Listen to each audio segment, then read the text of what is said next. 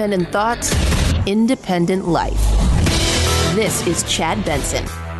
New vaccine mandates are being rolled out across the country. One of LA County's biggest employers now has a vaccine mandate. Denver announced a vaccine mandate for city workers. And now fitness centers Equinox and SoulCycle announcing their gyms will require members to provide proof of vaccination. Today announcing a vaccine mandate for federal employees and contractors. More companies are issuing vaccine mandates. Some school officials, they're considering vaccine mandates while also pushing for mandatory masks for children. Vaccine mandates can't come soon enough. Universal masking and a vaccine mandate. Gene said the word vaccine mandate. Oh my God. For so many people, that sounds so jarring. A vaccine mandate? Why, America's never done that before. Why don't we just take down the American flag? If you don't get vaccinated, you can't come to work.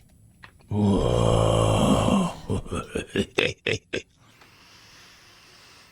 Who's over this crap? I mean, honestly. Are you over it? I'm over it. I think we're all over it. I'm absolutely over the fighting, the insanity, the lunacy of it all. I mean, the bizarre, weird kind of, I don't know if I should be friends with this person. Wait, what? You don't know if you should be friends with somebody? Was it Jennifer Aniston who said, hey, I've had to cut some friends out of my life because of, they're not vaccinated. I can't live my life that way. So I do a local show here, and my on-air partner is very much super pro-vax, right? Like, he's pro-vaccine. If you could find, I'm vaccine man, is his thing. And he's like, I'm at that point too. And I'm like, he goes, aren't you? I'm like, no. I don't pick the people who are my friends in my life based on skin color, vaccine status, based on who they love, what they identify as, who they identify as. None of that stuff. I don't care. I don't care what your politics are.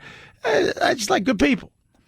And some people out there who are not getting vaccinated, based on certain choices. They decided, no, I'm not going to do this. And it's not that people are anti-vax. I think for a lot of people, there are some people have serious questions about the vaccine itself. It's still in this hanging status of emergency authorization. We talked to Dr. Macri a week ago. And, here's a guy who has probably been more on the right side of the political aisle when it comes to this, and that's sad that we have to say something like that, than a lot of other people out there. And he's like, look, the vaccine's safe. And the reality is what's happening now is what red tape really looks like. We're not talking about whether or not it's safe. We're talking about what's the shelf life. That's what they're waiting for. Pfizer will probably get that sooner rather than later. Moderna and them aren't too far behind. Johnson & Johnson will get it as well. It will happen. But does that mean that some people are going to rush out immediately and get it? No. But the nightmare is here. This thing isn't going anywhere. And it isn't until we stop focusing on this in the hyperbole that is the media, throwing things out there. What's the new variant? We've got the Lambda or the Lambda or whatever. I don't even. Lambda. Lambda is the new one. That's the new one. But now we have Delta Plus. And I'm like, what the hell is Delta Plus? Is this new? Oh, yeah, it's Delta Plus. So what we do is we take the regular Delta and we supersized it. Is it any worse? Nah, it's not any worse. Then why do we care? Because that's what it's all about. The mandates are like anything. I have a little one. I tell her to do something. She doesn't want to do it. The more I tell her, the more she tells me no. So my son Jack did. He's little, right? That's what I did. That's what everybody does. Some people are going to push back. And that's going to continue to happen over and over. We should be smart, but we shouldn't be terrified.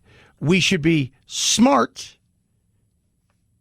and use common sense, but we shouldn't be controlled, not only by, quote unquote, the vaccine and the virus, but the media and, yes, the government. Society's got to keep moving forward and making sure that people have the ability to do the things that they were doing before safely. Yes, that's it. Society has to move forward. Other countries are no longer counting, quote unquote, the sick. They're not. They're not counting the sick. You know what they're doing? They're treating it like the flu. They're treating it like the flu. They're not counting the numbers because they realize it's not good. One of the things that shocked me yesterday was this. Pete Parada has been the drummer for The Offspring since 2007. But he says in a post on Instagram he won't be touring with the group since he won't be getting a COVID-19 vaccine on doctor's orders. He has a rare neurological disorder, writing that he's not sure he'd survive the shot. And since being vaccinated is increasingly becoming an industry mandate, he says you won't see him on tour. He swears he has no negative feelings towards the band. Everyone's doing what's best for them. But he writes he doesn't believe in allowing those with the most power to dictate medical procedures to those with the least power. And that right there says it all. It's the dictating and the feeling like those who have power are holding something over everybody's head. He's not in the band. And again, I'm sure there's plenty of story behind this, but he's not in the band because he did what? He consulted his doctor. And his doctor said, dude, you got Guillain-Barré syndrome. You've had several other medical issues. This may not be safe for you, at least not right now. I advise you, because you've already had it, not to get it. And the band's like, well, then you're not in the band. That's insane. That's where we are. People getting rid of their friends because they're not part of this vaccine thing. Consult your doctor. Make the best choice for you. That's all you can do. But to choose human beings that you want in your life and out of your life because they're not vaxxing. By the way, I have friends who are very conservative. Their first thing they did was get out and they got vaxxed. I also have friends who are really liberal and they're anti-vax. They are. Some of it is because of, you're going to give you autism. And a lot of the other ones is I just don't know what's in this thing, man. I'm really fit. I'm really healthy. I watch what goes in my body. So it's not just right or left. 323-538-2423. At Chad Benson Show is your Twitter. Tweet at us, text the program. All that being said, life must go on. So must work. And let me tell you something. Jobs? They're available. People, are you looking? The Labor Department says 385,000 Americans filed new claims for jobless benefits last week. That's a slight decline from the previous week and was in line with economists' expectations. After a steady drop in jobless claims this spring, filings have stayed elevated in recent weeks at a level nearly double where they were before the pandemic. Nearly 13 million Americans are still collecting some form of unemployment benefits. 13 million Americans are still out there. It's not that it's not work. We have a restaurant not too far from where I'm sitting right here in beautiful Phoenix, America, in Arizona. And he had to shut down his brewery for a couple days. The reason? Can't get anybody to work. He needs cooks. He's offering people who've never picked up a spatula like $14 an hour plus tips, and they get decent tips. He's offering people who have picked up a spatula $20 an hour plus tips. He goes, I can't even get somebody to come in for an interview. And I'm like, what are people doing? How are people surviving? He goes, I had to give my workers a day off. He goes, right now, you come and you work $20 an hour and you're going to get tips. I'll tell you this, you're probably going to make $1,500 to $2,000 a week based on the fact that you're going to be working 70 hours. And I'm like, damn. He's like, can't get anybody to work. I can't even get anybody to apply. I'm like, damn. It's crazy. It is. Jobs are out there. But that is a question. Like, what are you doing? And when you look at the industries that have been hit the hardest and are slowly recovering or not recovering at all, hospitality and food are there. They're like number one. So I'm sitting here and I'm going, okay, so let's take a look at this. And think about these numbers, too. These numbers are just insane when you think about how many people lost their gigs. Leisure and hospitality, 2.2 million changed from this time last year. So some people have gotten their jobs back. Food, service, and drinking, 1.3 million. That's massive. Building, professionals with technical services, general merchandise store, warehousing, storage, couriers, messengers, they've all seen the plus side of things. But manufacturing down 500,000, healthcare and social assistance down 700. And you would think healthcare, a lot of people, they jumped out of healthcare. They're like, no, I don't want to do this. Local government down 800,000. But when you look at leisure and hospitality and food service and drinking, and the food world's going to be different, man. I'm telling you guys, in the future. And it is going to be absolutely different. And some of the reasons I've heard over the last couple of days why people aren't going back to work in that industry, it's not because of the money. Who's your manager is a big thing. And who you're working for, which is big, but in that industry, and the other thing is, customers are causing a lot of people not to go back. But how are you surviving? That's my thing. And I could get the yo-yo side of stuff, right? Like you're in LA, you're in New York, you're in Chicago, you're in some of these places where you're waiting for, somebody to test positive for something. They go, well, shut everything down. The yo-yo side of things, that I can get. But some of this other stuff, I'm like, I still don't know how people are surviving, especially in places where they've cut unemployment and they're still not seeing that. They're seeing an uptick, but not in places you would think. 323-538-2423 at Chad Benson Show's your Twitter. Raycon, best earbuds around. I love my Raycons. You will love your Raycons. 45-day happiness guarantee. Okay? So you don't like them, you send them back. But you're not going to like them. You're going to love them. They start under $70. They are absolutely amazing. Let me tell you how good they are. I know sound guys because I'm a sound guy. I build soundscapes. I do my voiceovers. I do all kinds of stuff for, you name it, video game, the whole 9 yards. We have one of the best sound guys here. He ordered Raycons. He goes, dude, I listen to you. I love you. I wanted to try them. They're insane. They're incredible. He goes, and you're right about the fit. You get 6 gel tip things for your earbuds. There's no stems or wires. So it's totally fit for your ear. And you see and feel the difference. You see because you don't see anything really. And you feel the difference because you don't feel anything. And the sound quality is amazing. Get yours now. The best case around, up to 4 charges. You will love these things. BuyRaycon.com/Chad. That saves you 15%. BuyRaycon.com/Chad. BuyRaycon.com/Chad. Chad Benson Show.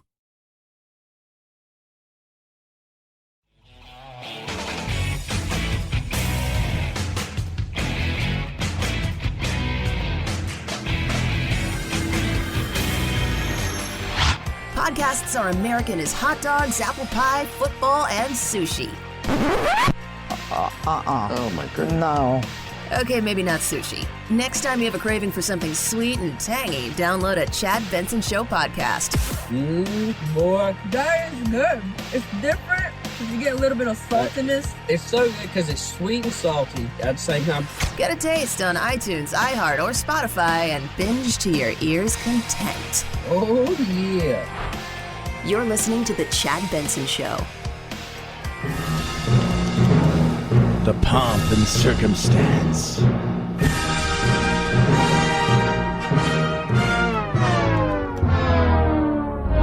Of the Olympics. Almost over. Counting the days. Counting the days till the Olympics are over. We have 91 medals. China has 74. ROC, which is Russia. It's the Russian Olympic Committee. They have 58. Japan has 46. China leads the way with 34 gold medals. We have 29. And track and field is where you think we would rock and roll it, but we're struggling in some ways. I think the men's relay team did not qualify. I'm like, how? You know what we did win? Sport climbing. Yeah. So if you've not seen sport climbing, it's an interesting thing. Sport climbing is Well, the best way to describe it is this. Anna Mackenzie's doing this static approach, which Victoria first tries. So she's got a tiny little zone crimp with the left hand, and then she's looking to pop out to the volume. Oh, that's not bad. So she kind of statics into the first one and then used the momentum to swing right. But I don't think she's got the... Yeah, I don't think she's got that thing either. They're not done. So Lara, with 40 seconds to go, she's back on this pop move. She chalks up again, just palming the slab, leans way left, pops out right hand, left hand match, and off she goes. See, again, I think she's just not that kind of a climber. Yeah, I don't think she is either. I'm more into natural climbing. I still think parkour should be in this. But yesterday we were talking to Jim Ryan, who works with ABC News. He's over there, and he was telling me, so the skateboarding, they gave out more medals yesterday. And by gave out, won. The girl who won it was from Japan. She was 19. And you think, wow, that's young. No. The bronze medalist was 13, and the silver medalist was 12. 12. And, of course, everybody's favorite is already done, but let's be real. Davies. Hang on. Real estate to jerk it.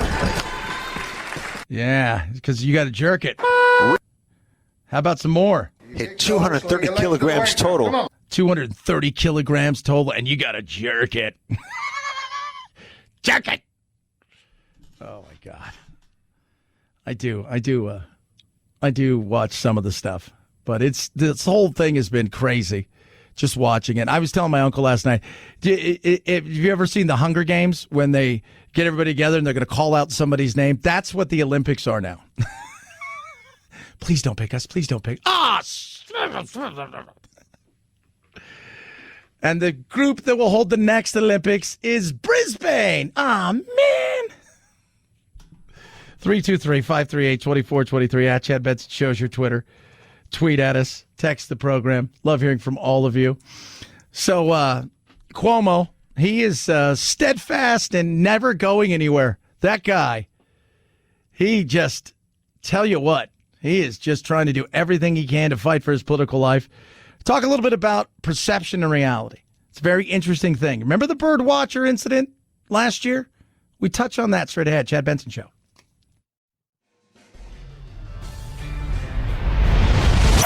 The Chad Benson Show.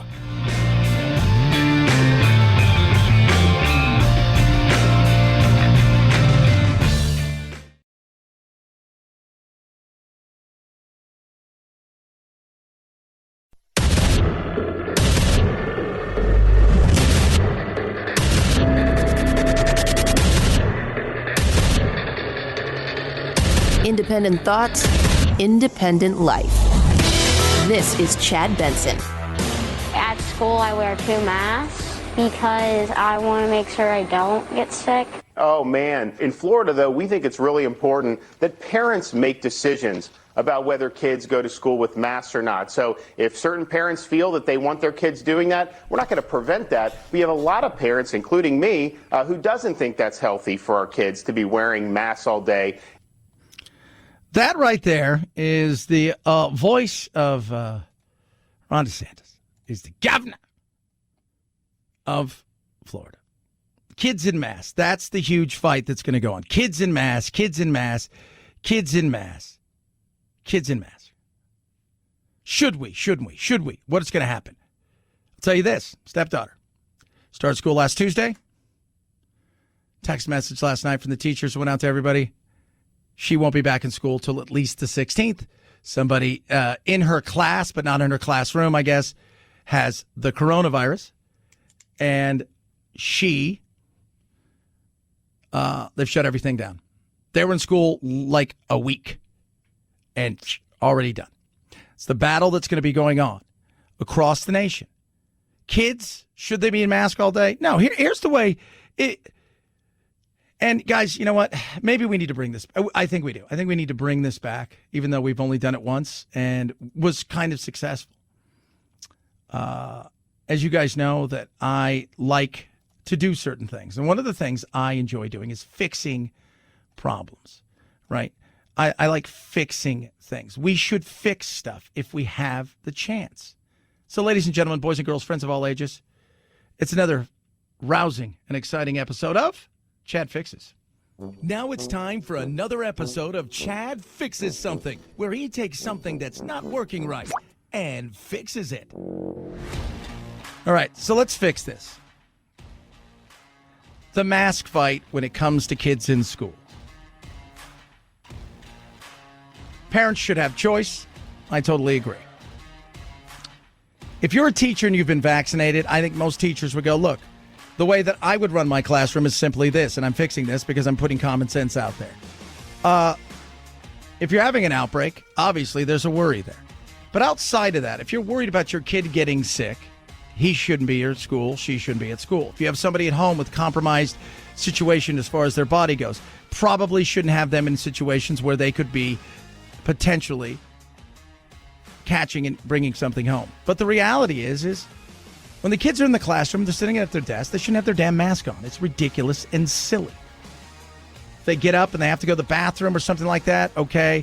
If they're gonna walk in a line and everybody's going out until they get outside, they should take their mask off. Outside of that, allow kids to be kids.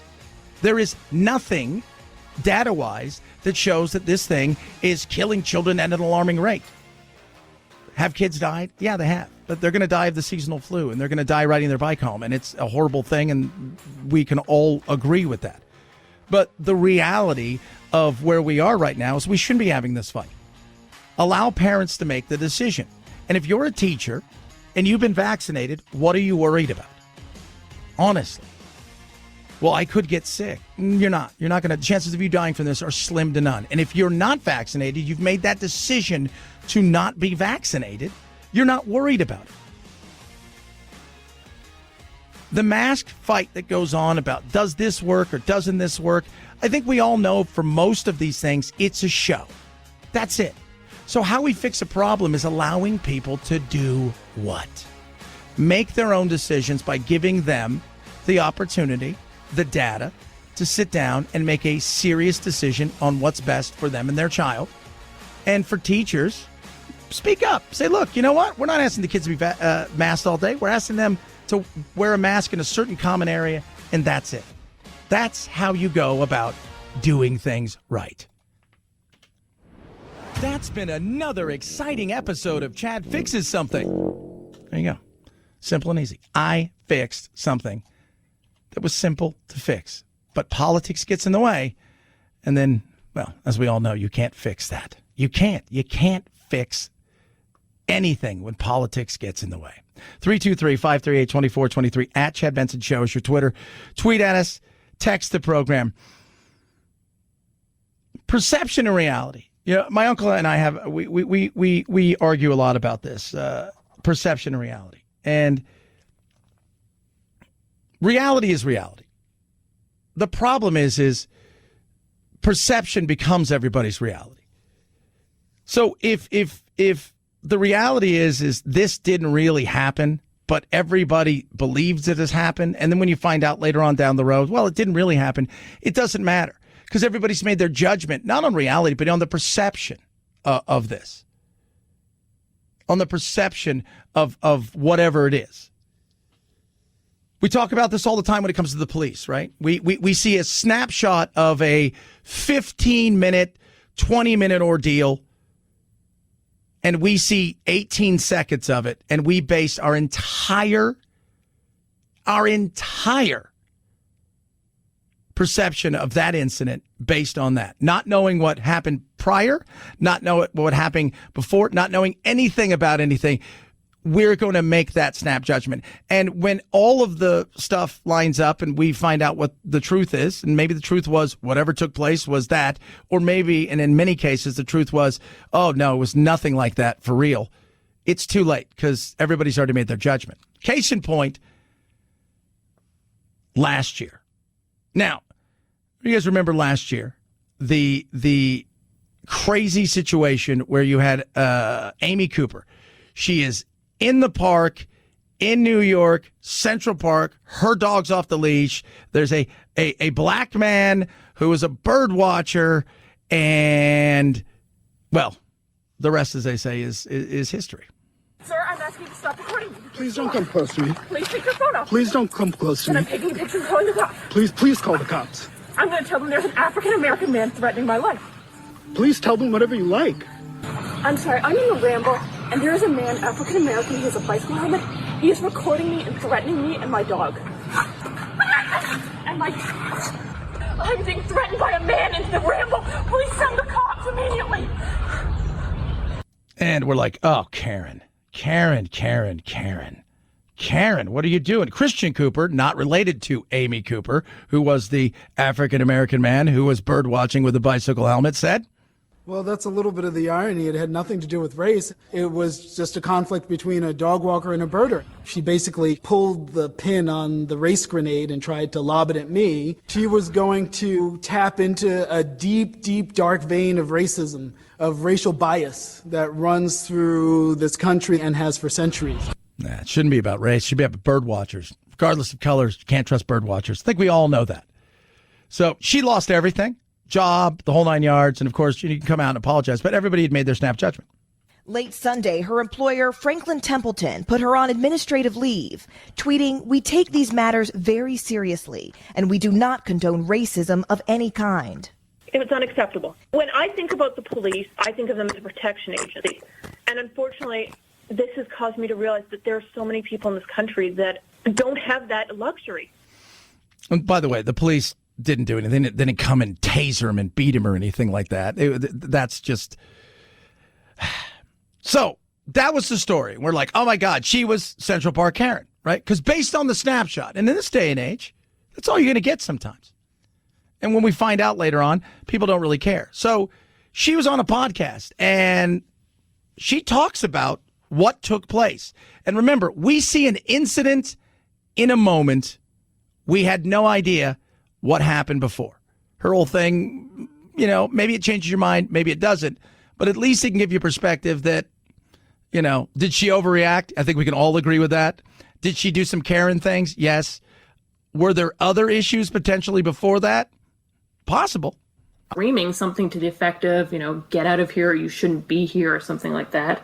A man was yelling at her. And what was your first thought? Hear something loud, you naturally just startle a little bit. I turned around and, immediately saw, this man standing there looking, like he's very annoyed and that I'm invading this space. I remember my focus was really on getting my dog back to me. And then he utters something that sounds to me like a threat, that he's going to do something to me I'm not going to like. And I'm like, whoa. So, before this, she's got her dog off the leash. She's not supposed to have her dog off the leash. She recognizes that situation. She's trying to sort it out. He then, in her mind, makes a threat. Now, here's something interesting that she talks about that wasn't talked about. And then she says that the man says to her, if you're going to do what you want to do, then I'm going to do what I want to do, but you're not going to like it. He's holding dog treats in one hand and a bike helmet in his other hand. And I'm thinking, oh my gosh, is this guy going to lure my dog over and try to hit him with this bike helmet? According to Amy, when we first see her in the video, she is kind of hunched down over her dog and she has the leash in her hand and she's getting ready to comply with Christian's request. She's going to put the leash on her dog. Suddenly out of him comes this voice from a man who's been very dominant towards me. Suddenly, almost this victimized voice saying, don't come near me, don't come any closer, almost like he's terrified of me. So he's got, in her mind, he's got a helmet and there's this kind of back and forth before this, and then that changed. We all know people could change in a heartbeat. Everybody's got that friend or somebody, that Eddie Haskell thing. Is this possible that she's full of crap? Absolutely. Is it possible that that's all a lie? Of course. Based on what? Based on the fact that, well, she's white and she's a woman and she got fired and all these things. All these things are possible. Here's something else. And Anthony and I were talking about this earlier. There is apparently a bad blood between the dog people and bird watchers in New York City. They're going to rumble. So it is interesting. But the perception is she's evil and a racist. She's been in hiding for a year. She talks about the fact that she's she's been a sexual assault victim and she's like, look, being out there sometimes it's scary. Maybe, was there potentially some bigotry there? It's potential. Was he maybe You know, everybody's really nice until the camera's on. Everybody's really whoever they are until the camera's on and the police show up. Then everybody changes. Oh, my God, sir. Yes, sir. No, sir. Is that a possibility? Absolutely. But the perception is she's evil and a racist. And maybe there is more to a story. And we see that in everyday world, especially when it comes to the police, when it comes to what we see on television, when it comes to the media and the way we portray politicians on both ends of the aisle. So there's always more to the story. And if people are willing to dig a little bit deeper, sometimes they'll find it. But more often than not, whatever we see, we run with. And usually where we're looking will affirm rather than inform. 323-538-2423 at Chad Benson Show's your Twitter. Tweet at us, text the program. Something is coming back, and something is coming back tonight. That's two things we shall discuss. Rough Greens makes every pet food better. Give it to my dog. Somebody said yesterday, what's the food? I said, it's not food. He called my dog Noodle, too. He goes, would you give your dog Noodle? I said, his name is Doodle. He goes, what kind of food is it? I said, it's a supplement. You just buy him whatever food you think is best for your dog. You sprinkle this on top. It's got vitamins and minerals. What does it do? It basically brings your dog's food to life because your dog's not, their food is shelf stable, meant to sit on the shelf for a while. So this has all that stuff that your dog's food's missing. And it helps with joint pain and the coat and the digestive side of things. It is awesome. Right now, Canine VitaSmart from Rough Greens wants you to try it before you buy it. You cover the cost of shipping. They're going to send you a bag absolutely free. It's simple and easy. You go to roughgreens.com/Chad. Right there. Get that bag. See all the amazing ingredients inside. You will not be disappointed. roughgreens.com/Chad. Try it before you buy it or call 833-MY-DOG-77. Rough Greens makes any pet food better. Chad Benson Show.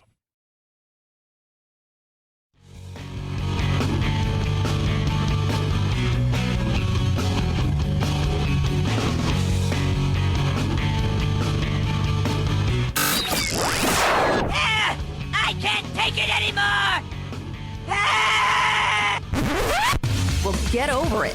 It's time to forge a new path with your very own political cartographer, Chad. He's back. In 2017, comedian, actor, and writer Louis C.K. was at the height of his fame, and almost overnight he was bounced from show business after being accused of and admitting to several sexual misconduct allegations and threatening women's careers if they spoke out. Since then, he's done a few gigs at comedy clubs. Now comes his first nationwide tour since the scandal. Starting a week from Friday, he'll play the Hulu Theater at New York City's Madison Square Garden, followed by a bunch of big venues across the country, including Boston, Chicago, and Cleveland. Here's the thing, and I've talked about this. Is there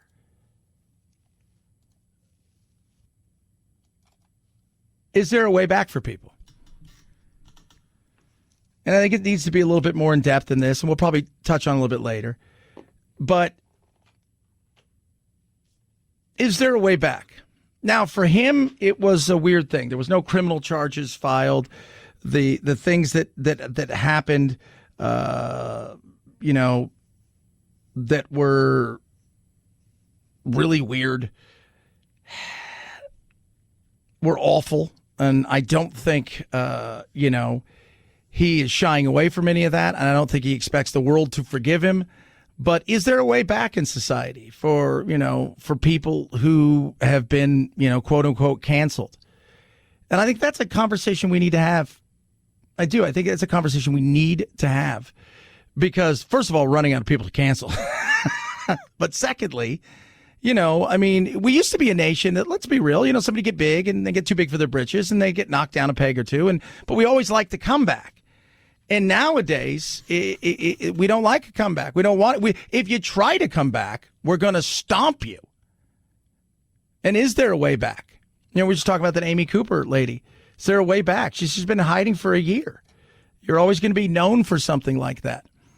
And I would like to think there's a way for a comeback. I would like to think there's a way that people can, right or wrong and try to make amends and take a lesson and learn from it, and that we as human beings go, yeah, you know what? I mean, there's a place for you here.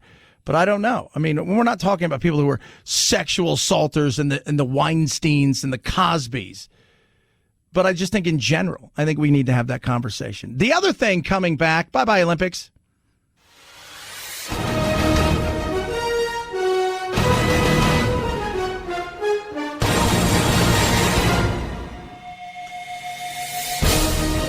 The NFL tonight, Hall of Fame game.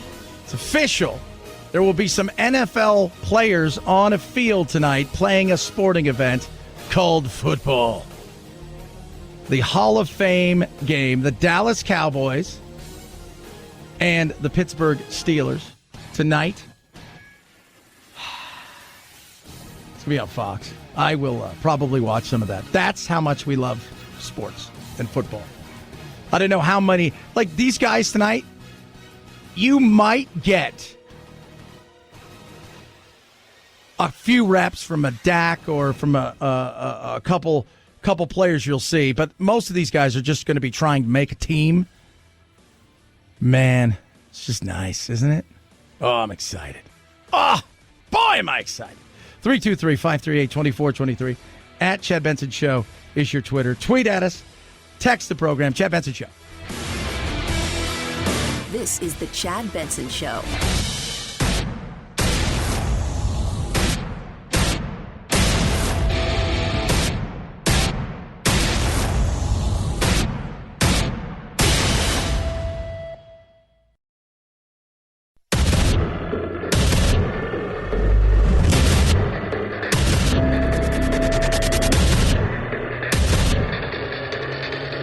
Independent thoughts, independent life. This is Chad Benson.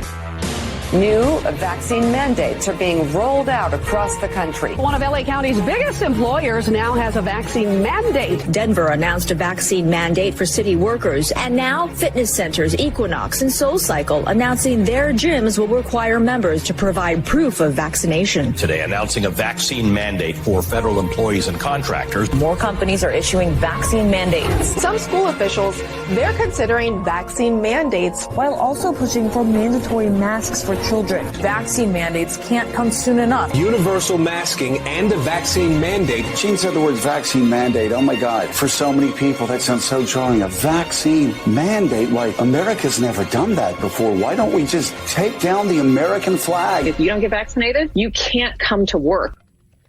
God, listening to Joe Scarborough there, he's just such a weenie. Oh, God. People don't like being told what to do. They don't. They don't like being told what to do. And they don't want to be fear-mongered to. Some people, they take it in stride. Some people are common sense enough to go, you know what? I'm doing this for the best of everybody, but, you know, there's only so far that I'm going to go. I think you're starting to see that. But we've known this for a long time. Adults and the children, in life will push back. If you got a young child, if you've had a young child, at some point in time, the word no is their favorite word. No, do this. No, do that. No. Human beings are that way. We don't be told what to do. But the difference is, as a child, you look over and you're like, I am the adult in this situation. Wink, wink, nudge, nudge. And I believe I know what's best, that running in the street is not something you should be doing.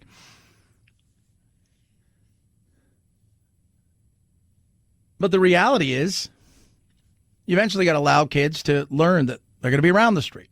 They're going to have to learn how to cross the street. They're going to have to learn how to make judgment when they want to play street hockey and stuff like that. People don't like being told what to do. What you want is the information to make the decisions that you feel are necessary for you and your family. And I don't think people feel at this moment in time that they're getting that. And I think a lot of it has to do with the fact that the media freaks out. You've got fear-mongering everywhere, right? Fear-mongering all over. This is Ulsterholm. Talk about fear-mongering. One of the consultants, right, advisors, the White House. Basically, the variants that we're concerned about in terms of their increased risk to humans, they're more infectious, which we know Delta is substantially more infectious even than Alpha, which that by itself was more infectious. We don't have any evidence right now we have one that's worse, but I agree with Dr. Fauci that it surely is possible that one that could be more infectious than Delta, which would be hard to imagine that being the case, could actually happen, and we have to be prepared for that. Yeah, but I can't live my life on the boogeyman around the corner.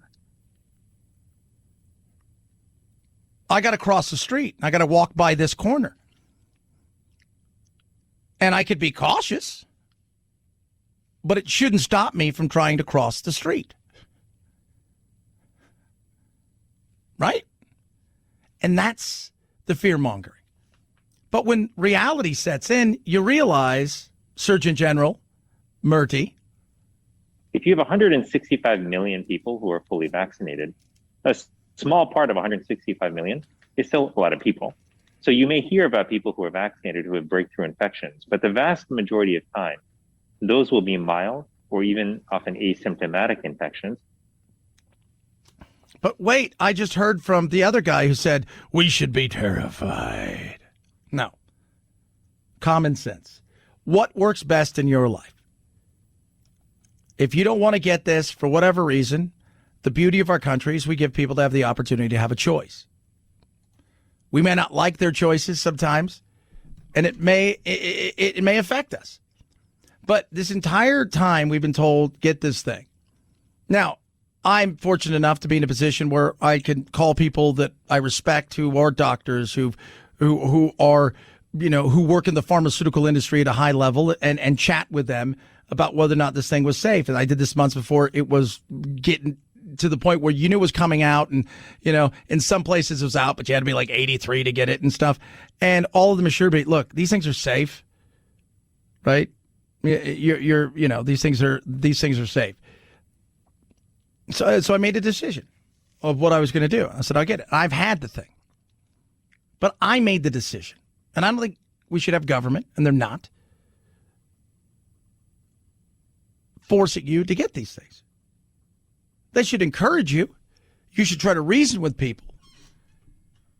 But when you start to push so hard, what you find out is people will push back. And even if they know you're right, they'll dig in harder.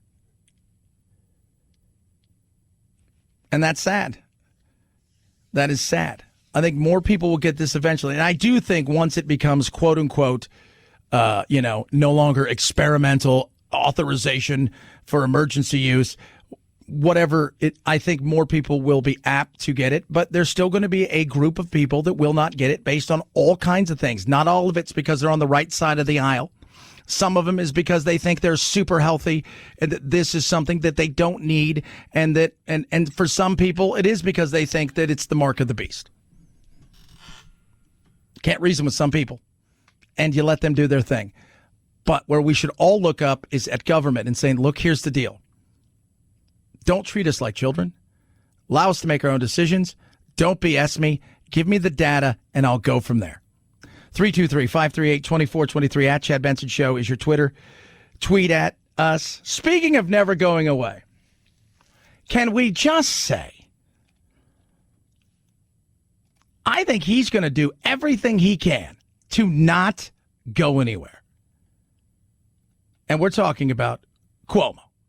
Cuomo is not going anywhere. I just don't think he is. I'm sitting there last night going, man, all this stuff has come out, and he doesn't even have support of his own party. Andrew Cuomo's days as governor of New York appear to be numbered after that scathing independent investigation found he sexually harassed 11 women. New York's lieutenant governor, who would take over if Cuomo leaves office, has reportedly cleared her schedule. And in a key development, the head of the state's Democratic Party is now calling on Cuomo to resign. Yeah. I mean, it's and he is defiant. He doesn't seem like he's making a move to get out at any time soon. Now, in reality, he's going to probably be impeached if he doesn't step away, and he's going to have to realize that at some point in time. The head of the state's Democratic Party is now calling on Cuomo to resign. Should Cuomo not resign, he's likely to be impeached, with a majority of state assembly members now supporting his removal from office. An impeachment vote could come as soon as next month. I think his thought process is, I'll just stick this thing out. At some point in time, this thing is going to slowly but surely fade out. Something else will happen. Something else will take place, and we'll be fine. We'll get through this thing, and then we're going to get out there, and then I am going to, if these people want to take me on in court, because apparently there is 4 DAs looking into cases of whether or not it rose to the level in situations where there could be criminally culpable. I don't know what that is going to be about. But just, I mean, you got to think about this. If you were accused today of sexually harassing 11 people at your work, and you're like, no, like you need to leave. He's like, nope. That's what he is. And part of it is just because that's who they are, right? Meghan McCain talked about the fact that the Cuomo brothers, and I've said it, and I'll continue to say this, nepotism is one thing. Those guys, first of all, their dad, down to them, but they wanted to be gangsters, and they just didn't have the cojones to do it. And so they got into places where they could pretend to be gangsters. You want to talk about nepotism, not having to talk about the biggest scandal in the country when it has to do with your brother and you're hosting CNN. That's nepotism. The Cuomo family and CNN are the worst kinds of nepotism that the media has an example of. If it were my brother, if my brother were somehow the governor and he had been accused of this, you are damn straight I'd be talking about it on The View this morning, and that makes all of them cowards. Yeah, and I part of it, like CNN, once all this stuff came out, remember, he was interviewing his brother all the time, and then he couldn't interview his brother. They wanted him to stay away, and it was, no. You got to talk about it. You're leaving that thing out. You got to talk about it. Now, I understand the brother thing is a bit awkward, but, dude, you knew the game when you got in the game. So I hope that Governor Cuomo is either forced out of office or resigns, and I hope that his brother Chris Cuomo has any kind of retribution whatsoever for his show. No, won't happen. It is funny though. It's that whole thought of like interviewing your brother. So did you really touch those girls? Did you really do those things? And I've looked at some of the stuff, and some of the stuff I'm like, He gave me a really tight hug, and he put his hand down by my hip. I'm like, huh? What? But we'll see. And if I'm him, and he really believes he's done nothing wrong, he's just Italian, and he's touchy-feely, and he's huggy-feely, and he gives hugs, and that's the way he does, and that's his thing, and that's how he's going to go and defend it, and he's going to try to defend it in court, well, we'll see. We'll see if he does that. But the reception now is he's Governor Touchy McFeely. And last year he was Governor Feel Good Story.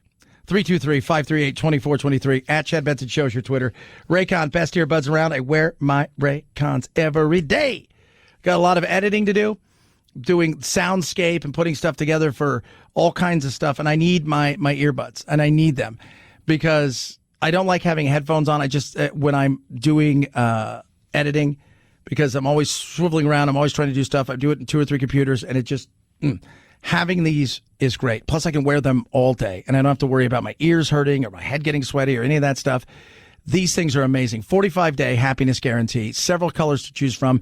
The case that you get it with, once you charge the case, it's portable. You take it with you wherever you want to go. You just put your earbuds in there. You get up to 4 charges, and those charges last a long, long, long, long time. 6 hours talk time, up to 30-plus hours of listening time. You will not be disappointed. You're going to love these things. Love them. Ray J's hit it out of the park with these. Buy your Raycons at buyraycon.com/Chad. They start under $70. You're going to save an extra 15%. Buyraycon.com/Chad. Buyraycon.com/Chad. Chad Benson Show.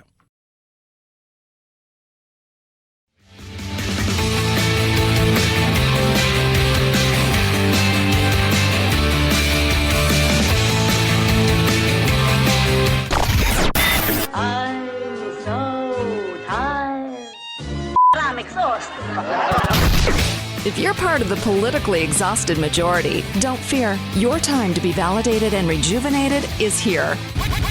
Wake up. It's the Chad Benson Show. 5, 4, 3, 2, 1, 0. Ignition. Liftoff. Now it's time to find out what's trending. What's trending? Yeah, what does that mean? I mean something, right? Like it's trending on the old internet. What's trending? Let's take a peek and see what's trending. On the interwebs, on the webs of the internet, what's traveling around right now? Twitter, COVID-19, obviously. Women's Olympic soccer, U.S. take home the bronze, finishing third. They beat Australia today in a very exciting match. I just watched them score their fourth goal. How do you know, Chad? Because I'm a soothsayer into the future. Ooh. Proof of vaccination. By the way, journalists, medical experts are pointing out that's long. You have to have proof of vaccination to get into some countries. Because people are like, you don't need that. Yeah, for years, people have had to have proof of vaccination to travel to certain areas. I remember as a kid, I had to go get vaccinated for a couple of things when I was playing on tournament teams. We were traveling to places, and we had to show stuff. Didn't think anything in it. This goes back to the political thing. Because once politics gets involved, there's got to be a right and a wrong. There's got to be a bad person and a superhero, a boogeyman and a savior. And it's been that way through history, right? It's been that way the minute politics gets involved in anything. I mean, go back to religion, the same thing. It's the good, the bad, the whole. But when there isn't anything, right? You're just traveling somewhere and you need to get these shots. Otherwise you could, okay. And that's the frustrating thing. And Reagan's, one of his greatest sayings of all time was, imagine what we get done if nobody, essentially, paraphrasing here, we didn't care who got the credit. But that's how we manage things now. That's how we keep score, is credit. We keep score by credit. And it matters. In many cases, it doesn't matter as much to the politicians as it does to the followers. And that's sad. That is sad. Carl Lewis is pissed because the U.S. men's relay team failed in their relay. He said it's an embarrassment, unacceptable for a U.S. team to look worse than AAU kids that I just saw. Wrong legs, wrong athletes. Yeah, that's pretty strong words from Carl. Trump cards also trending because apparently former President Donald Trump sent 2 emails on Wednesday asking his supporters to choose which Trump card design they wanted. Like, that's not, it might be true. It might be. And you head on over to Google, see what's trending there. Rihanna, trending. COVID vaccine, trending. And the eviction moratorium is trending. And of course, that's something that people are worried about. This moratorium's coming to an end. What is going to happen? People are going to be evicted. There's some money some places, but there's also other things. Like landlords are like, hey, you want us to keep paying the rent and the mortgage and letting people stay here for free?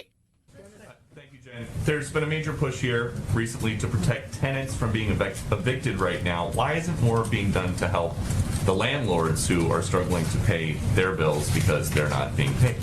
Well, actually, the landlords can benefit from exactly the same emergency rental assistance that renters can benefit from. Jen? Is that true? Yes. No. A couple friends who are landlords. We thought about renting out our house and getting a new house, and I just don't want to deal with it. Plus, I like where I live. I don't like the drive I have in. And we were looking, and I'm just like, this is a nightmare waiting to happen. You always hear nightmares about this, but friends who have apartment buildings, they're saying it's not as easy as people think it is to get this money when you're a landlord. Some stuff is completely different. Some of it's done by each state, and so that makes a difference as well. But it's frustrating. There's no doubt. Let's be real. Everybody wants to protect the renters, but so many people out there paying that mortgage. And they're falling far behind as well. 323-538-2423. At Chad Benson Show is your Twitter. Chad Benson Show.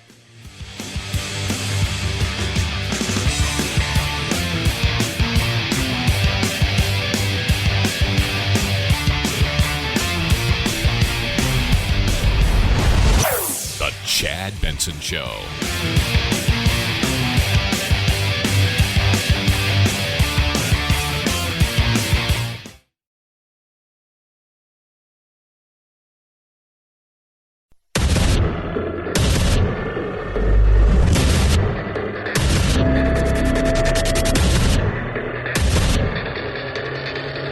Independent thoughts, independent life. This is Chad Benson. Joking yesterday, I said something to Anthony. I said, Anthony, we predicted. We're the predictors of certain things. I don't know why. But in life, here's what life is. And I tell this because I mentor people, who are trying to get into radio, and I tell them life is a lot of different things, but showing up is a huge part of it. Showing up in life is a massive part. Being steady, having common sense, not being an a-hole, also massive part in life. But you find out that the harder you work, because you show up, the luckier you get. And eventually, timing is everything. And I said timing is a lot of things in life. And part of that's because you show up and you work hard and people like you. You're like, oh, yeah, this guy's a good person to work with. Show up, works hard, and you never know. Mike Richards, you don't know who he is. You're going to soon. This week, Jeopardy has some incredible matches with amazing contestants. How do I know? Well, I'm Jeopardy's executive producer, Mike Richards, and this week, I'm also the guest host. New guest host. This is Jeopardy. What do you want to do? I'd like to do a different category. Let me check the rules on that. No, we can't do that. On Jeopardy. They had a ton of guest hosts. Famous. LeVar Burton was the last one. You had Aaron Rodgers. You had all of these famous people who loved the show, loved Alex Trebek. The opportunity was there. Katie Couric and all of these people, they really wanted it. This guy, because of somebody not being able to make it that week, he had hosted stuff in the early 2000s. I think it was Beauty and the Geek. But he had been an Emmy Award-winning producer of game shows and stuff, and he was kind of like the right-hand-ish man to Trebek. And it's a very interesting story. He said, fine, I'll do it for the week. And things went crazy. People were like, oh, you love this guy. But he's like, I don't really want to do this. I don't want to do this. He's the guy. They're going to announce it this week. They're deep in negotiations. And you usually never want to be the guy after the guy. Right, but nowadays in sports, they're grooming a certain coach. Right, the guy's retiring, and they're grooming somebody. They're like, this guy is head coach in waiting. Normally, you want to be the person after the person that took over for the guy. But this is one of those things where there's a long enough gap in between. I think he's got a good shot. Over the weekend, ZZ Top played their first concert without Dusty. But for the last several years, Dusty's had real issues, as we're finding out. And Dusty has said the entire time, the guy that's our studio bassist, the guy that's our friend, the guy that I am very close with, he is the guy. And if something happens to me, please replace him. Him after I go. Get him. And they did. They did. It's interesting, though. I was just sitting there yesterday going, man, think about that. You're showing up. You're producing the show. And they're like, hey, dude, you got to fill in. What? Yeah, this COVID, the whole, you got to fill in. All right, I'll fill in. You're filling in. They're like, man, your scores are through the roof. People love you. I don't know. I don't really want to do this. Not what I want to do. He's doing it. Probably going to get a nice chunk of change as well. Throwing that out there. 323-538-2423. At Chad Benson Show is your Twitter. Tweet at us. Text the program. Love hearing from all of you. This is crazy. We do the gender stuff. And let me tell you something. Let's go back to gender and sex. Separate things. Right? We've gotten to this world well, a man's a man's a woman. Like, you can identify with whatever you want to identify with. Now, if you tell me that, biologically a man and a woman are the exact same, there's where you're wrong. If you want to say you identify as a woman or a man or whatever, okay, that's like, again, just tell me what your name is and I'll call you by that. Okay, that's it. But we live in a world where everything now is about pronouns, saying the right things, asking people, how can I make you more comfortable? I want to be inclusive. But then people saying, well, not only are you going to do so, I'm going to hold you accountable for everything. Right? And you're like, this is crazy. And it starts to seep in.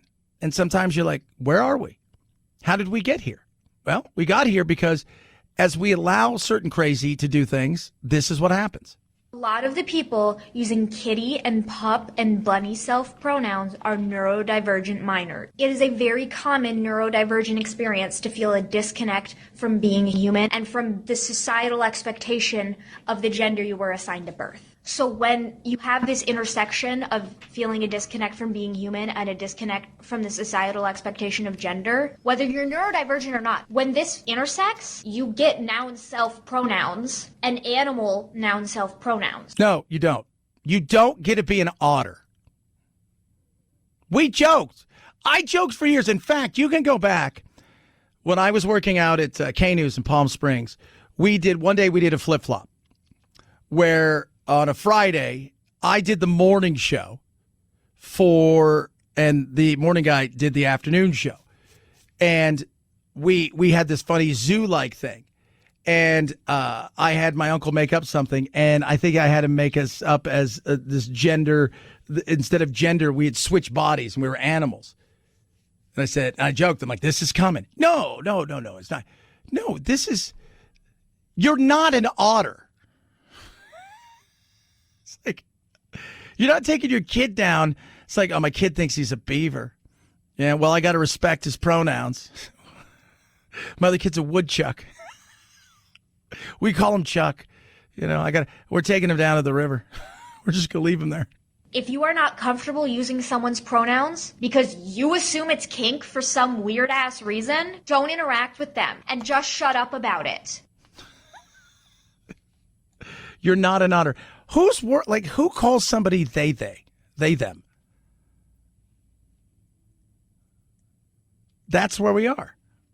And it seeps in. And again, I've zero problems with doing it. The pronoun thing's always fascinated me because I'm a guy. I'm just Chad. Just call me Chad. There doesn't need to be just Chad. That's like what I identify. I don't look at my house and say, oh, my house, that's my house. It goes by, they, them. No, it's just a house, right? It's like, that's what I identify. I don't even identify. This is just who I am. Call me that. And it is so interesting to me. But what happens is it seeps in. How many people do you know now where you go and you look at their Instagram or this, that, and they've got all their pronouns and all this stuff and how they want to be identified? And I'm like, dude, I just know you as, Jenny. I just know you as, no, I'm not that anymore. I now am they, them. No, you're just, so people call you they, them? Well, no, they call me Jenny. Well, then that's what I'm going to call you. But it's happening. I see it because we get applications here. We have to go through all these things. And that's like the most important thing. It's like not what your work is. I don't care if you're transgender. I don't care. Hey, look, if we could find a real otter to do some of the stuff, and it could, I'd hire the otter.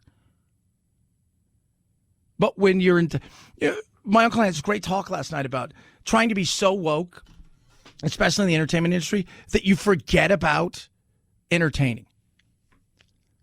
Well, we're going to have a transgender superhero. Why can't it just be a superhero? Well, the person's trans. But is that part of the story? Because the other person's trying to destroy the world and not based on trans people, just because the other person's the villain. Can it just be like that? We're like, hey, I'm going to stop you. And now, no, it has to be something woke. And it's gone into every part of the country. And right now I'm dealing with it here in ways that gave me pause when I came back in to work at a local station as well as do my national show. My national show, I'm doing my own thing, right? I didn't have anybody in the room with me. I didn't deal with somebody. Now, it's like I got to deal with 30, 40, 50, 60, 100 people sometimes in a different way every day.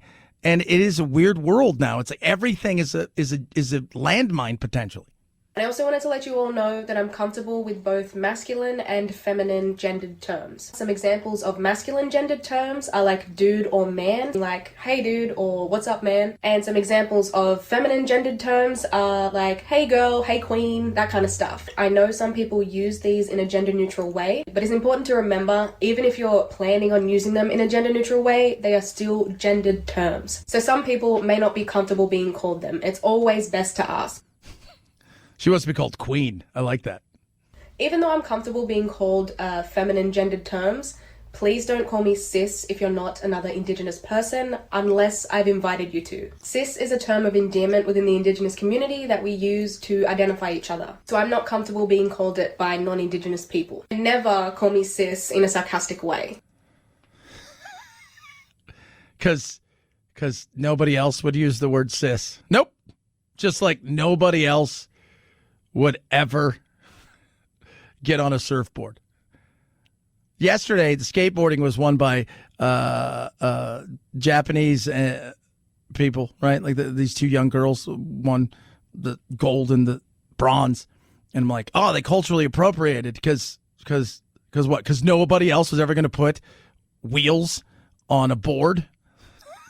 Just like surfing, people are like, I don't think they should have surfing in the Olympics because it steals from the Hawaiians. First of all, how do we know the Hawaiians were the first ones to surf? Just out of curiosity. You think somebody somewhere else along the way thought, I'm going to get on a board. And they're like, oh my God, look at him. He's on a board. And then, whoa, he stood up. That's great. No, it's only that. So don't call her cis. Man, we got more of these. It's just. But it's here, and you have to learn to live with it. And eventually the pendulum will swing, and then we'll find the happy medium of having respect for people and people having respect for, hey, you know what? That person didn't dead name somebody. He just knew you as Bill for a long time, and now you're not. Every once in a while, it's just a mistake. 323-538-2423. At Chad Benson Show is your Twitter. Tweet at us. I love that Mike Richards story. Timing is so much. Timing is so much in life. And the reason timing doesn't work for a lot of people, and I see it, is because they don't stick around. Guy's there, he's executive producer, he fills in because nobody else could make it as guest host, and they called around, and lo and behold, they're like, it's you. You're going to be the new Jeopardy host. MyPillow. They have towels. Towels normally $110 right now for you, $39.99. Get a big towel, 2 of those. Get 2 hand towels, and you get 2-pack, not 2-pack, 2-pack washcloths. 45-day happiness, 6-day happiness guarantee. If you don't like them, you just go, hey, I don't like these things, and you send them back, and they give you your money back. No questions asked. They're not lotiony. Cotton's grown right here in the United States of America. Proprietary technology makes it so they're super absorbent, and you will love these. Several colors to choose from. 1-year warranty. They got tons of deals across all of their Giza Dream Sheets, their MyPillow products with the MyPillows themselves, the amazing mattress topper. So now's your chance to take advantage of this and grab yourself some towels. Do it right now. Go to MyPillow.com. Use promo code Benson. MyPillow.com. Promo code Benson. Save big. $40. 6-piece towel set. MyPillow.com. Promo code Benson. Chad Benson Show.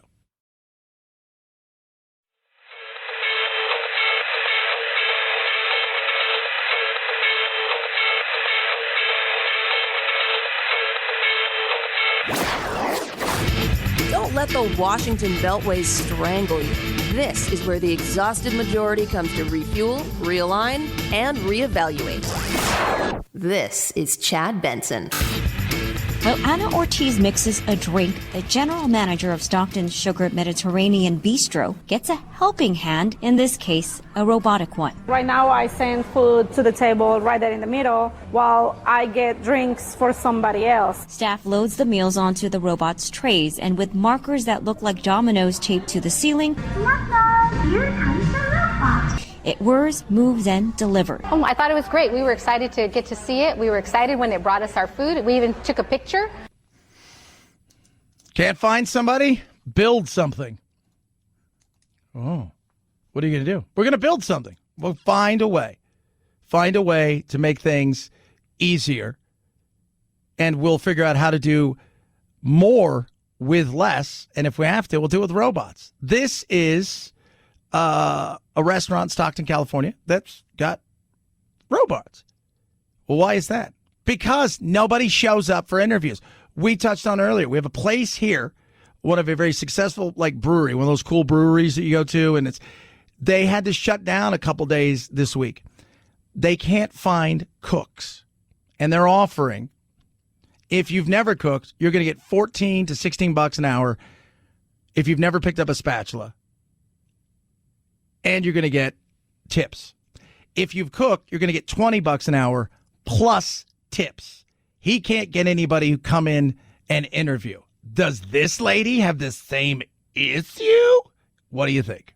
A little entertainment with your meal. We were so excited. It's our first time we've ever had that. But customer Estela Medina says it also serves as a reminder of our current workforce. It's kind of exciting to use the robot, but I also hope that staff is being paid a wage where they can have a living wage. That would be the number one thing. Ortiz says she, like many in the food industry, has been trying to hire staff. But even at competitive wages, it's been a challenge. I scheduled 6 interviews and not one person for those interviews showed up. Think about this for a second. Oh, I think those people should all be paid a living wage. She's offering that. And they're still not showing up. You're offering competitive wages, and they're still not showing up. I think it says a lot more about the people than it does whether or not it's a living wage. And let's remember, you go to work at McDonald's, unless your goal is to eventually be a general manager, maybe own a store or something like that, chances are this isn't. You're going there because it's a part-time job. This was never meant to be a career unless you wanted to turn it into said career. But even places that are paying $20 an hour with tips, so you make an extra $5 an hour in tips. You're doing all right? You're making 50 to 60 grand a year. Nah, it's not enough. I don't want to work. Too hard. It's just a robot. I should put a tip jar on it. Ortiz says it's no substitute for actual people.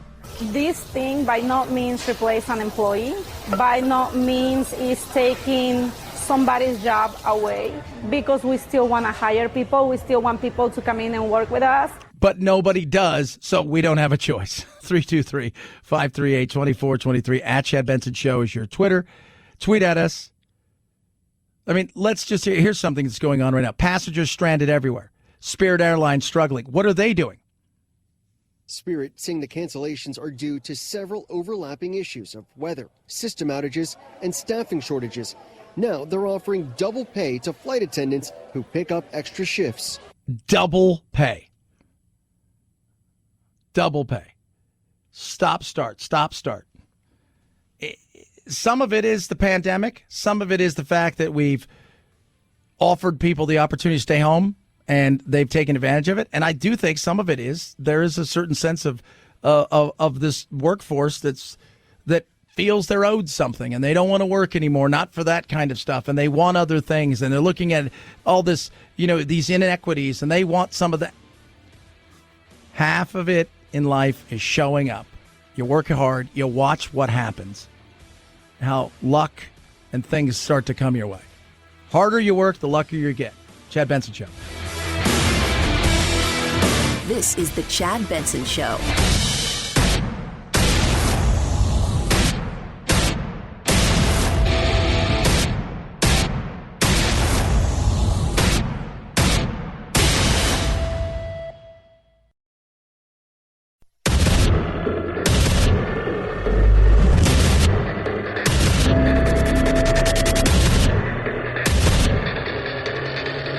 Independent thoughts, independent life.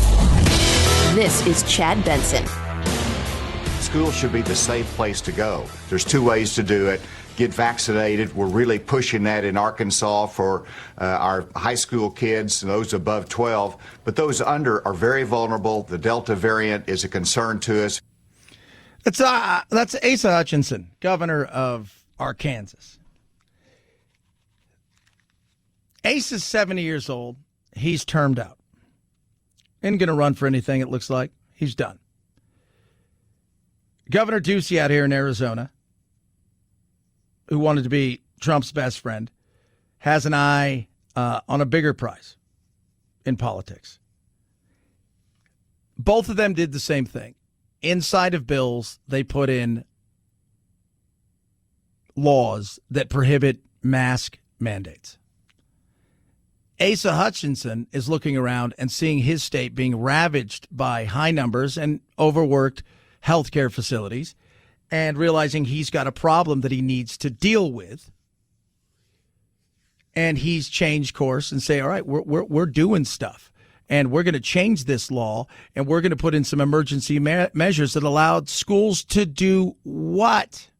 Local schools can make the decision as whether there should be masks in those schools or not for those under 12. Ducey isn't out here. And the reason I talk about this is it isn't whether or not you think these measures are good measures or bad measures. All of these things are based on what? Politics.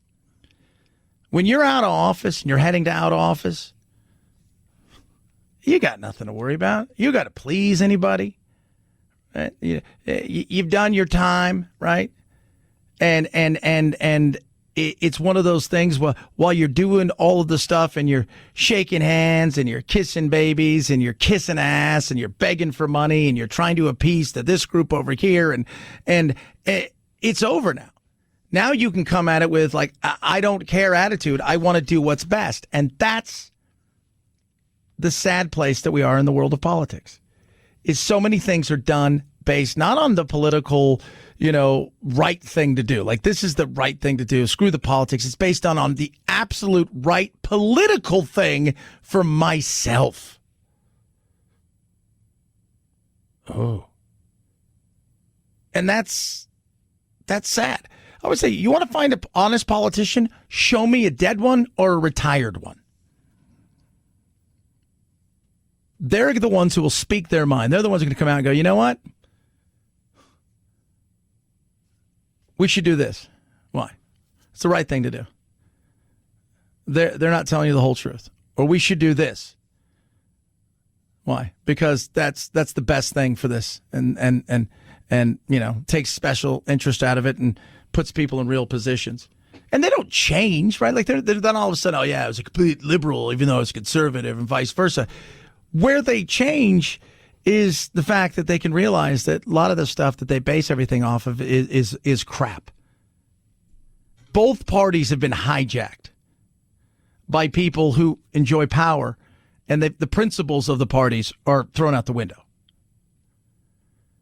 But when you listen to Asa Hutchinson, he's flipping. But he doesn't care because he's not running for anything. I always go back to John Boehner, right? Staunch conservative. Oh, he's a Ryan. What happened was once he left the party, by that I mean retired, he wasn't in the party as an active member who was part of the House. No, once he was gone and he was just John Boehner, former politician. He'd said all kinds of stuff, and they all do, about the games that are played. And that's why when you look at what's going on and the Delta variant's rising and should we worry about this and should we worry about that and how do we get kids in school safe and what about this? When you see all of those things, realize that a majority of the decisions are being made by people who are trying to keep their job and more worried about what's being said about them online, more worried about what's being said about them, behind closed doors with donors, and less worried about what the outcome actually is. And that's sad. 323-538-2423 at Chad Benson Show's your Twitter. Tweet at us, text the program. All that being said, we are still living in a world of the coronavirus, and it hasn't gone anywhere. because it hasn't gone anywhere, it still has an effect on us across the board, and that includes in the world of employment. The Labor Department says 385,000 Americans filed new claims for jobless benefits last week. That's a slight decline from the previous week and was in line with economists' expectations. After a steady drop in jobless claims this spring, filings have stayed elevated in recent weeks at a level nearly double where they were before the pandemic. Nearly 13 million Americans are still collecting some form of unemployment benefits. We were just touching on it, about it's amazing that people aren't going back to work. It's amazing that people aren't. And we're talking about this Stockton restaurant in California. And they've got a robot that brings you your drinks and stuff now. And it's funny because when you look into the general manager, Anna Ortiz here, talking about employment, it is funny because when you listen to her talk about people who've applied for jobs and how many showed up. A little entertainment with your meal. We were so excited. It's our first time we've ever had that. But customer Estela Medina says it also serves as a reminder of our current workforce. It's kind of exciting to use the robot, but I also hope that staff is being paid a wage where they can have a living wage. That would be the number one thing. Ortiz says she, like many in the food industry, has been trying to hire staff. But even at competitive wages, it's been a challenge. I scheduled 6 interviews and not one person for those interviews showed up. 6 interviews. We have a restaurant here. They're paying experienced cooks. And by that, somebody who's actually handled a spatula before is what they said. $20 an hour plus tips. And they can't get anybody at all. They've had to close down a couple nights a week because, and you hear those unemployment numbers and you're thinking to yourself, you just not want to work? Is that it? Are you comfortable?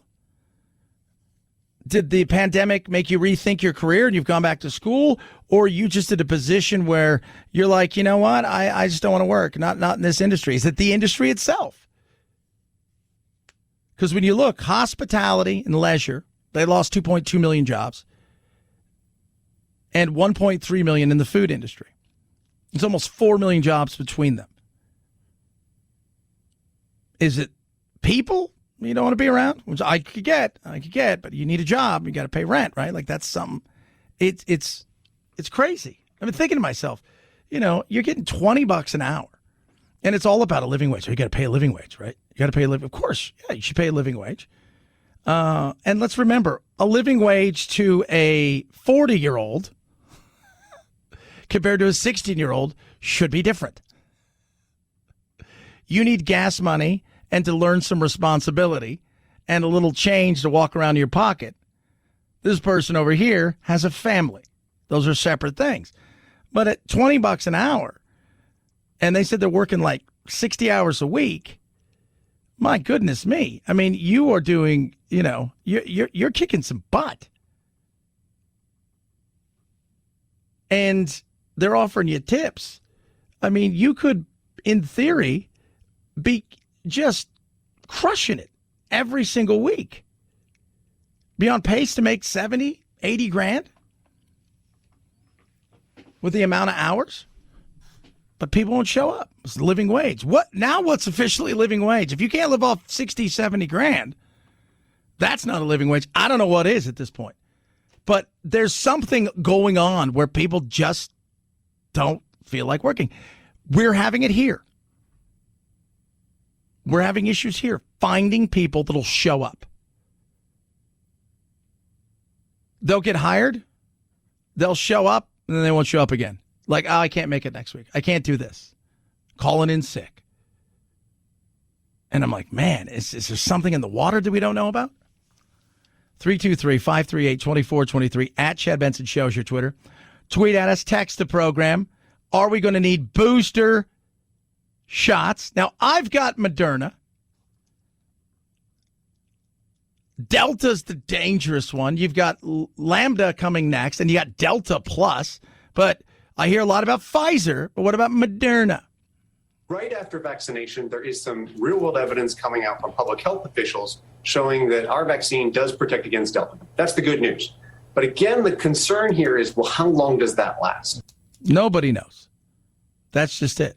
Dr. Hoge, from one of the spokespeople over there at Moderna, nobody knows, right? Like, there is no real world. We're all going through this together. And the question is, how long does it last when you get sick? You've had the coronavirus. How long does it last? Your antibodies. Does it last forever? Does it last a year? I don't know. Even if you catch it again, because you've got the antibodies and you've got the T cells that are firing back up, and are they lessening the effect? None of this we know. These are all things that we will find out over time. But, they're pushing for boosters for a lot of these things. And Pfizer's like, we're going to do boosters. And everybody here's like, slow down. And the World Health Organization says, we're not even close to vaccinating any other parts of the world. And you're talking about doing more boosters. Here in America, we can't even give our stuff away. 323-538-2423. At Chad Benson Show's your Twitter. Tweet at us. Rough Greens makes any pet food better. My dogs take Rough Greens. They care about their bodies. They don't. They would eat pizza all day if given a chance, which is not a good thing. What they do that is great is they love their Rough Greens. It's called Canine Vitasmart. You sprinkle on top of your dog's food. Your dog will love it. It's got vitamins, minerals, probiotics, omega-3, 6, 9s, all of these amazing things. And it brings your dog's food to life. And I love giving it to my dogs because I've seen the change in my older dog. His hips don't hurt anymore. His coat is so much better. He's happier, more mobile. You will see it too. Right now, Rough Greens wants you to try it before you buy it. ruffgreens.com/Chad. You go there, you just pay for the shipping. They're going to send you a bag for free. You're going to love this. Your dogs are going to love it. And you're going to see real changes. ruffgreens.com/Chad or call 833-MY-DOG-88. Rough Greens makes any pet food better. Chad Benson Show.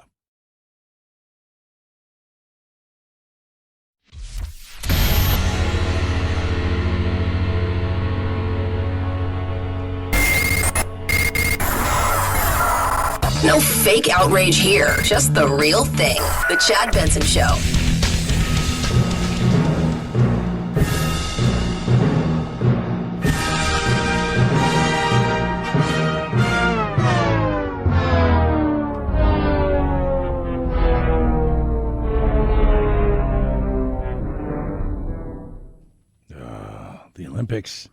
The Olympics are coming to an end. The pomp, the circumstance, the pompous asses, all going to be gone soon. But they continue today. The U.S. women's soccer team won the bronze. I can always say you won the bronze, right? Like, it's weird because you win the bronze, but you get a silver. Because in that, you have to play another team to win the bronze. Where if you come in second, you lost the championship match. So that's kind of odd. It's kind of odd, Chad. I know. It is. But they're wrapping up. And, man, I was looking at the numbers. NBC is like, people are just absolutely beyond pissed off all of the money they spent. All of the money that they have spent. And charge people, advertisers. Because you book these things a year or two in advance. You book these things because you're not doing the commercial a week before. You're putting together campaigns that lead to this. And you've spent tens of millions of dollars and you're left with a... That's just... Oh, man. Ugh, Lord. You mean nobody's watching rowing? No. I've watched... we were talking yesterday. There was... they've got competitive... I don't think it's rock climbing. It's rock climbing, but I think they call it something else. But we were laughing because here's some of the announcing from it. And apparently they're in a room. She goes up with the left. She's going to have to match it. And I don't know how she's going to match this. Oh, Look, she's cutting loose cutting with one loose. hand. Oh, she's then just she's matched it. She's matched it. It's okay. Dude, Laura, come on. Oh, you're giving us a heart attack, Laura. Dai. Laura having to fight very early on. Tranquilla. Can she pull on her experience now and recover? Double clip in order she's snatching at it. Okay, Laura, there we go. There we go. Sit on that. I have no idea what that is. And of course, we have the everybody's favorite clean and jerk. Davies. Hang on. Real estate to jerk it. Yeah, because you real estate to jerk it. I just love, Laura. And then the other funny thing is, if you've not seen dressage, which is basically the really pretty horses, they're not jumping over anything. They do the very, like, because my family was really into the show jumping and all that stuff. And so the horse has a certain gait that it has to do and that switches, and it's all very nice. And the way you look, there's a sumo statue that apparently the horses freak out about. And in the jumping, it's really getting serious because they're like, can you see this? I can't jump. Are you guys seeing what I'm seeing? Hey, guy on my back, do you see that? Lady, do you see this? There's something there, lady. What is that? They didn't move it. Oh, my goodness me. The Olympics. 323-538-2423 at Chad Benson Show is your Twitter. Tweet at us. Text the program. Something is coming back tonight. We're going to touch on what is coming back. Couple things are making comebacks. One of them is making a comeback, if you will, tonight. And I will be honest with you. I am totally looking forward to this, even though it has zero meaning. 323-538-2423 at Chad Benson Shows your Twitter. Plus perception and reality. We will discuss perception and reality. Straight ahead, Chad Benson Show.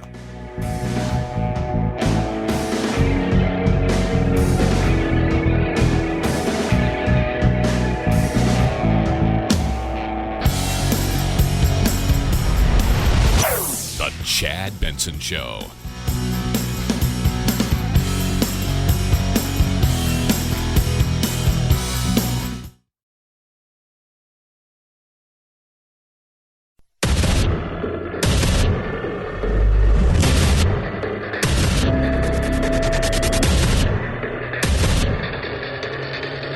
Independent thoughts, independent life. This is Chad Benson.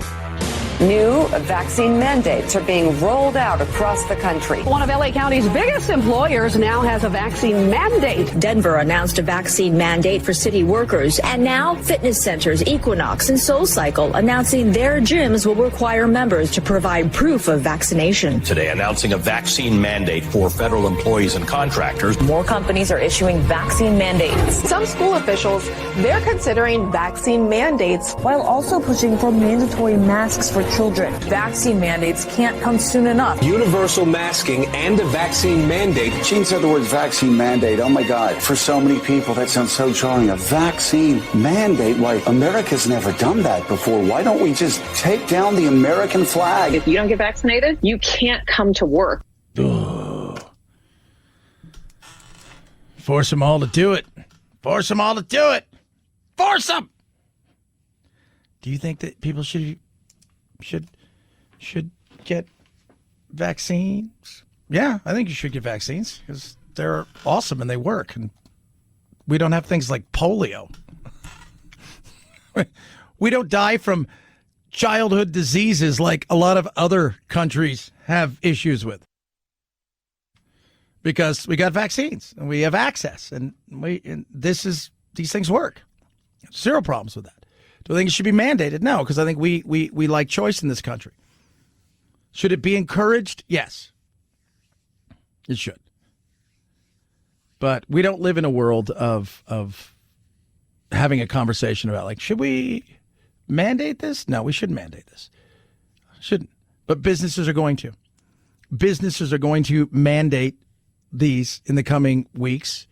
And that'll really pick up once it gets off the emergency list and it becomes a full-fledged vaccine FDA approved. It's FDA approved now, but only on the emergency level because the things they're going through now are paperwork. Crossing the I's, dotting the T's, making the holdup, according to the FDA, but also to doctors and experts we've talked about who've been through this, is it's nothing to do with the safety and the efficacy. It is all to do with things like shelf life. How long can it live inside a refrigerator? Well, I don't know. Let's find out. You're like, okay. So that's what's holding us up? Like, you guys can't go, all right, let's just say that it's now FDA approved because we know it works. Yeah, but we don't know if it's 6 months or 5 months in a fridge. Well, why don't we, if we have to, change it later? We not allowed to do that? Really? You are. 323-538-2423. At Chad Benson Show is your Twitter. Tweet at us, text the program. I love watching people argue and fight. So Dan Rather came out and he apparently he's being very snarky. Some people say very snarky on the internet. He's being snarky. And people are cheering him on. But he's talking about like Florida and if they're going, if they're going to fight COVID, like they're fighting, climate change, be prepared and all this kind of stuff. And everybody's like, somebody tweets, Dan Rather. Dan is the perfect combination of journalistic ethics, intelligence, vast background, experience and knowledge, and appreciation of the importance of history, and just the right amount of sarcasm and snarky. Totally left wing. And you can tell, I looked, even the people that follow this person lean to the left. Dan Rather and Brian Williams were at a point where they are all free to tell us their unvarnished truth. The amazing snarkiness is a bonus. And another person writes, why start now? Then people start telling you, even people who are on the left are like, journalistic ethics? The man who essentially got tossed out of CBS because of what he did for Bush? Brian Williams? Really? It is so funny. It's like, that's what, people, about 2 months ago, I slowly but surely stopped doing social media. Every once in a while I'll post something. I just don't want to, I'm over the arguing and fighting.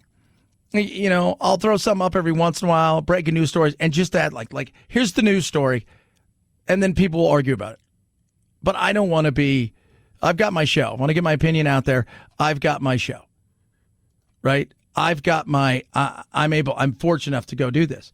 But I also look and I think to myself, there's nothing good ever comes out of it, right? For most part, what ends up happening? People get fired or people get in trouble.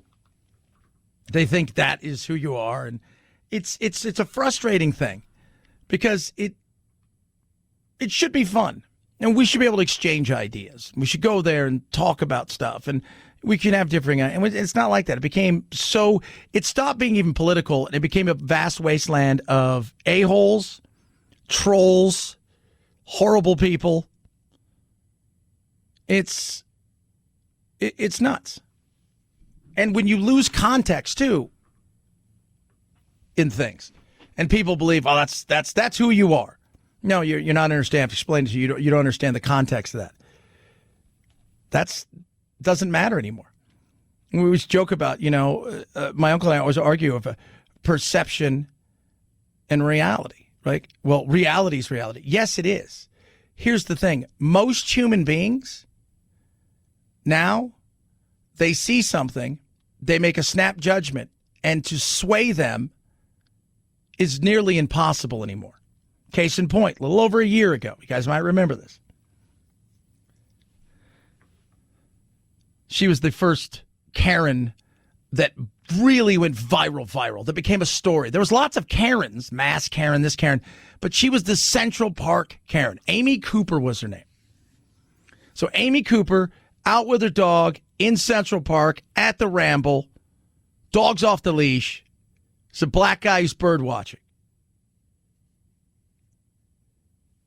They kind of get into something, and then, of course, everything went viral from there. Sir, I'm asking you to stop recording me. Please don't come close to me. Please take your phone off. Please don't come close to me. I'm taking pictures of calling the cops. Please call the cops. I'm going to tell them there's an African-American man threatening my life. Please tell them whatever you like. I'm sorry, I'm in a ramble, and there is a man, African-American, he has a bicycle helmet. He is recording me and threatening me and my dog. And I'm being threatened by a man in the ramble. Please send the cops immediately. So, I'm being threatened. And we were like, oh my God, this lady's nuts, right? Like, it's because she's black, it's because she's this. And of course, it became a race thing, right? Because she said she was an African-American. He was an African-American man. He's got a bicycle helmet. Well, that's a little bit of the irony. It had nothing to do with race. It was just a conflict between a dog walker and a birder. She basically pulled the pin on the race grenade and tried to lob it at me. She was going to tap into a deep, deep, dark vein of racism, of racial bias that runs through this country and has for centuries. Don't do that. Don't call yourself a birder. Bird watchers, by the way. Apparently, bird watchers and dog walkers have issues. They got beef in Central Park. Probably because birds chase dogs, and when you want to go watch birds, having dogs chase your birds away probably wouldn't be like something, right? Like, oh my God, I was watching a wee willy winky flutter owl thing. That's probably not a real thing. And this bird came over, this dog came over, and then chased it away. Now I don't like dogs. She went on a podcast yesterday. Now, everybody, she lost her job. She lost everything. She said she's been hiding. We make snap judgments. That's who we are. We all did, right? And part of it is because she never really told her story. So we could only go by what we see. And we do that now with cops, right? We see a cop roll up. There's an incident. We see a shooting from one perspective somewhere. And we didn't realize this was going on for 12 hours.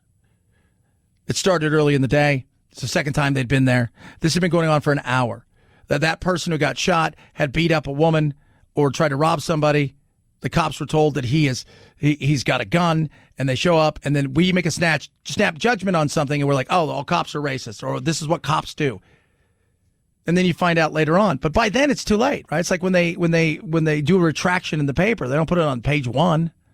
Right? They broke the story on page 1. They apologize next to the coupons. So she told her story on a podcast. Screaming something to the effect of, get out of here, or you shouldn't be here, or something like that. A man was yelling at her. And what was your first thought? Hear something loud, you naturally just startle a little bit. I turned around and, immediately saw, this man standing there looking, like he's very annoyed and that I'm invading this space. I remember my focus was really on getting my dog back to me. And then he utters something that sounds to me like a threat, that he's going to do something to me I'm not going to like. And I'm like, whoa. So that's the threat. That's what she sees. That they're getting at it. They're fighting. They're arguing. Because she admitted, look, I had my dog off. I was trying to put him on the leash. But it's very interesting when you hear some of the other things. And again, I'm not saying she's telling the whole truth. But we don't know. We weren't all there. And that's what I was saying when somebody said, oh, that person's racist. I'm like, do you know they're racist? Can you see in their heart? Well, they tweeted something or said something, but you're making a snap judgment on something you don't have context on. And that has now become your reality is based on this. And we don't know any of the stuff. I don't know, but she does talk about the fact that, look, he was one way until the film and the cops showed up. And then she says that the man says to her, if you're going to do what you want to do, then I'm going to do what I want to do, but you're not going to like it. He's holding dog treats in one hand and a bike helmet in his other hand. And I'm thinking, oh my gosh, is this guy going to lure my dog over and try to hit him with this bike helmet? According to Amy, when we first see her in the video, she is kind of hunched down over her dog and she has the leash in her hand and she's getting ready to comply with Christian's request. She's going to put the leash on her dog. Suddenly out of him comes this voice from a man who's been very dominant towards me. Suddenly, almost this victimized voice saying, don't come near me, don't come any closer, almost like he's terrified of me.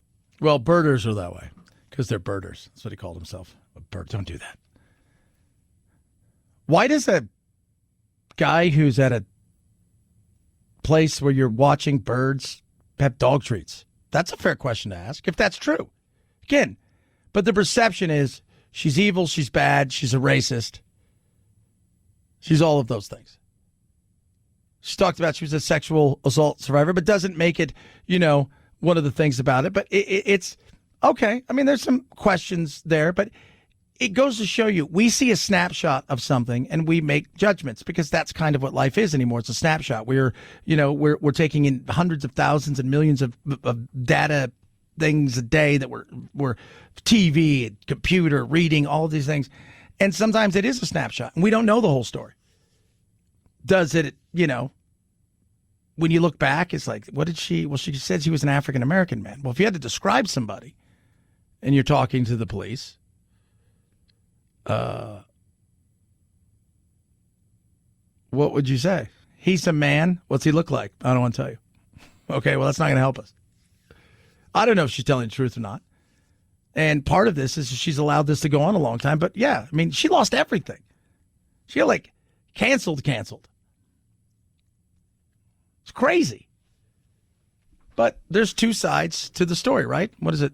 Well, really, there's three. There's his side, her side, and there's the truth. 323-538-2423. At Chad Benson Show's your Twitter. Tweet at us. Raycons, speaking of the truth, I speak of only the truth when it comes to my Raycons, the best earbuds around. BuyRaycon.com/Chad. You go there, you see all the amazing Raycons and what they have available. Right now, you're going to save big. You're going to save big.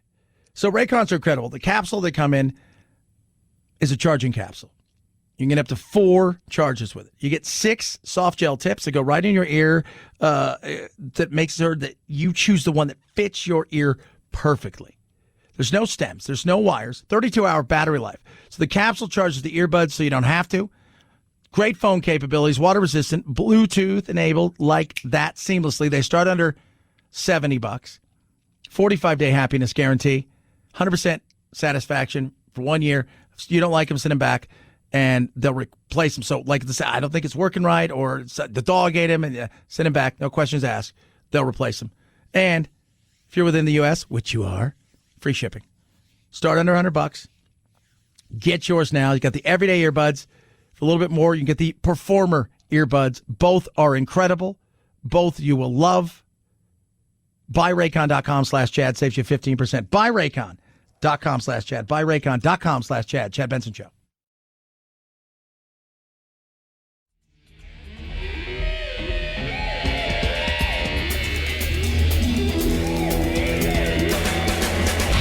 You go, boy. This isn't about right or left. This is just about right and wrong. Right you are, Chad. The Chad Benson Show.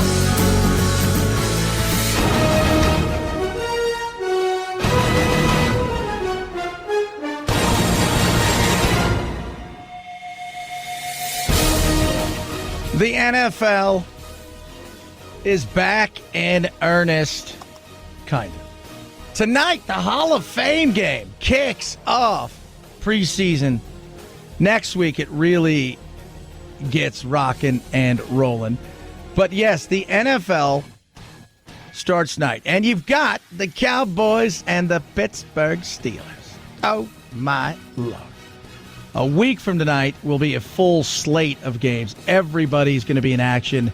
So next week, you've got the Patriots and Washington's going at it. The Steelers again, Eagles, and then Friday and Saturday, just a slate of games because people are getting rocking and rolling. Ready to go. This is when it matters for those people who are on the fringes. You're going to have an opportunity tonight to change your life. Right? You're going to go be an accountant, but you pushed it off. You went, you got your degree. You told your girlfriend, you told your mom, you told your family, I want a shot. I want to try to do this. And you've been going at it for the last couple of years, and you got a chance. You got a chance. So you got to prove it. The other question, though, is are we going to see anybody big tonight? Normally, they get one rep or two. One, they're going to go up and down. It's like they get one shot. They maybe go out in 3, and they don't even throw the ball. Just getting under center. Some may throw a pass or two, and then it's backup after backup. But you've got the Cowboys who have Dak Prescott coming back after that horrific injury to his leg, and they're, kind of watching him. Everything's still It's just we're, after the research and looking at it, we just don't want this to turn into something big. So it's he's doing everything that he possibly can, and but we're just being a little more conservative with his rehab. Yeah, because he has now got some shoulder issues that they're worried about. So, but I just love it, man. It's just feels good. Right? You could feel like fall, like you're like, oh my God, it feels kind of, fall. Like I can sense it, right? Football and kids are back in school, kinda. Some places, not all day, but it just feels good. It does. It feels good. 323-538-2423. At Chad Benson Show is your Twitter. Tweet at us, text the program. Solid fun show today, kids. Love having you on the program. Look forward to doing it again, and we will do it again tomorrow. Follow along across all social media. Argue and fight if you want. I'm okay with that. Let's just try to be a little kinder, if we could. You guys have a wonderful, blessed rest of your day. And, oh, by the way, I'll see you Friday. Night-night, Jack.